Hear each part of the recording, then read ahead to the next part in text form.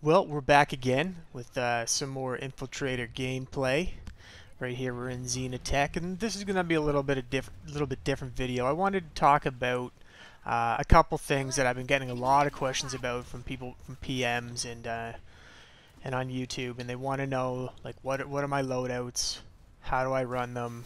So this video is going to be pretty much about the loadouts that I run, what time I run them at, which is it's actually very important, and what my key bindings are too, because I don't run standard key binds at all, and it definitely has an advantage. So first things first, let's talk about my loadout. Here I am running, advanced laser sight. You're always going to run advanced laser sight on the Blitz and any of the higher capacity SMGs. So I'm running advanced laser sight. I'm also running suppressor, and there's a couple reasons for that, but I'll get into those later.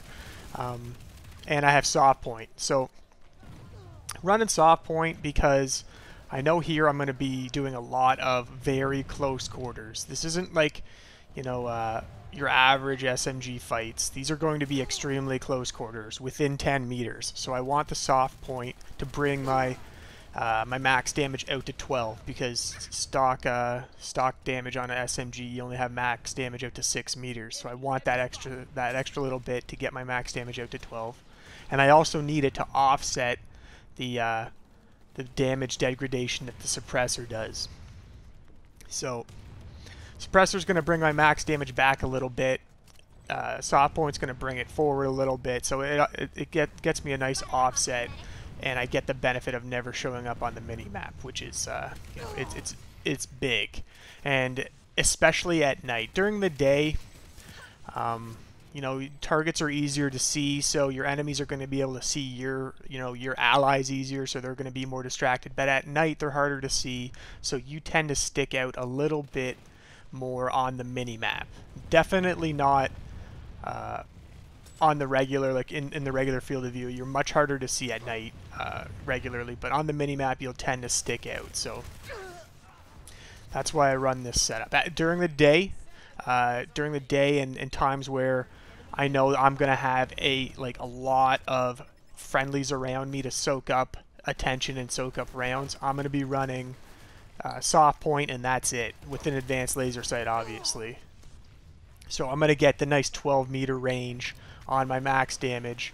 I will still show up on the mini-map, but because there's so much gunfire, or there's going to be a lot of gunfire going around, and there's so many enemies and friendlies, that you blend in a little bit better than when here, we just have we have a decent amount of people attacking, but I'm leading this charge.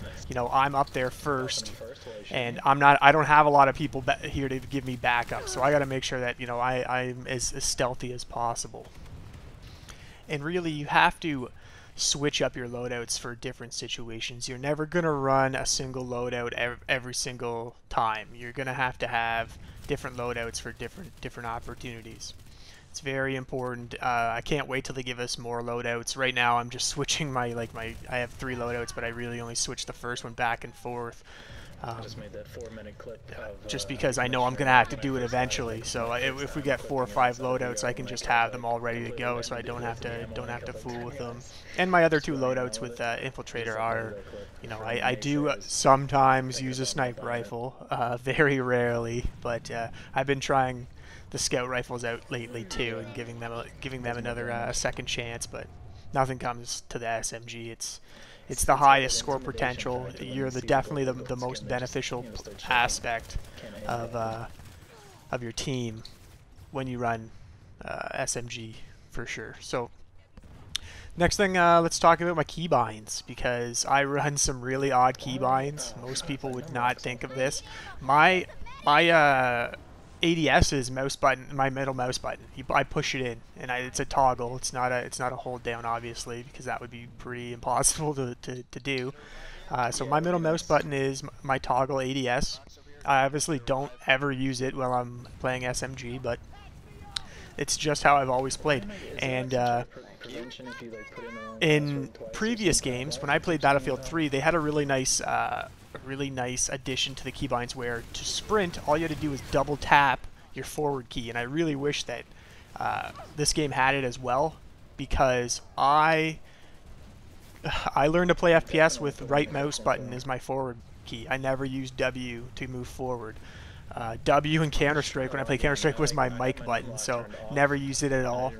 So I try to set up so right mouse button is my forward key. Now, in this game, my right mouse button is sprint, because I can't obviously double tap to move to sprint, so I have to have 2 different keys to sprint. So my right mouse button sprint. A lot of people use it for ADS, and this causes me some major problems in the game, especially when it comes to maxes, because they don't have their own special binds. So when I am in my max, my right weapon is middle mouse button, and my left weapon is left mouse button. So to fire both weapons, I have to push the middle mouse button down and my left mouse button, and it's really awkward to do.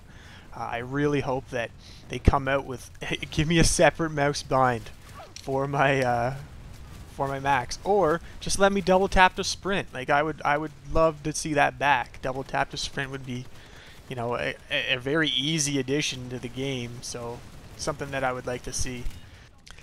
And I certainly don't want to use like auto hotkey to, you know, make these binds accessible to me, because I don't feel that I should have to do something like that. I mean, keybinds are the basis of any PC game. I should be able to bind anything any way I want, and because I use a toggle zoom, like, don't get me started on the toggle zoom in this game. It's so bad.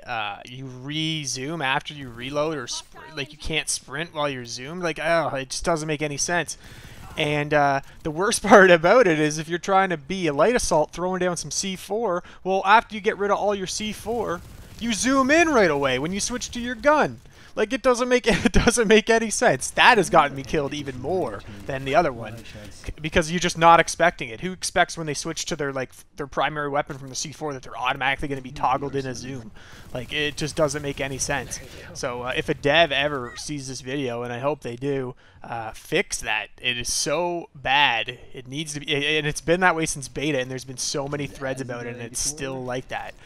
I mean, this goes back to the thing that I said earlier, that it's taken too long to fix things that are overpowered. Well, it's taken too long to fix little things like this too. Like, you can't even get a toggle zoom right. Like, this should not be an issue 6 months into development. This should have been a fixed day 1 patch when this game went live. So I know this ended as a rant, but you know, it's stupid.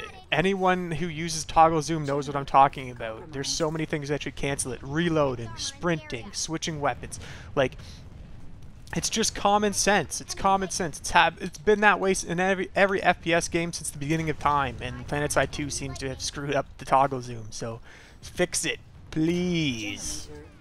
And then you still have people asking for yaw on their mouse, and I mean, Smedley said that they were going to put yaw in beta on the mouse. He's like, oh, I don't understand why anyone would want that, but yeah, sure, we'll put it in. And that was what? That was during the beta, and it's still not in. He just replied to a thread, or a message on his Twitter saying, yeah, I'll talk to the people to get it done. You said you were going to get it done in beta. It's 6 months later. What is this? This is supposed to be a professional company here. You don't say you're going to put something in and then something as easy as binding yaw to a mouse and don't have it in 6 months later. It's unbelievable. And as good as I think PlanetSide 2 is, it's still the best FPS on the market. Like, this kind of stuff is unacceptable for a AAA developer. It's just unacceptable. Indie developers wouldn't even like do something like that. So, you know, let's hope that they put a little bit more attention into their UIs and their key bindings in the future.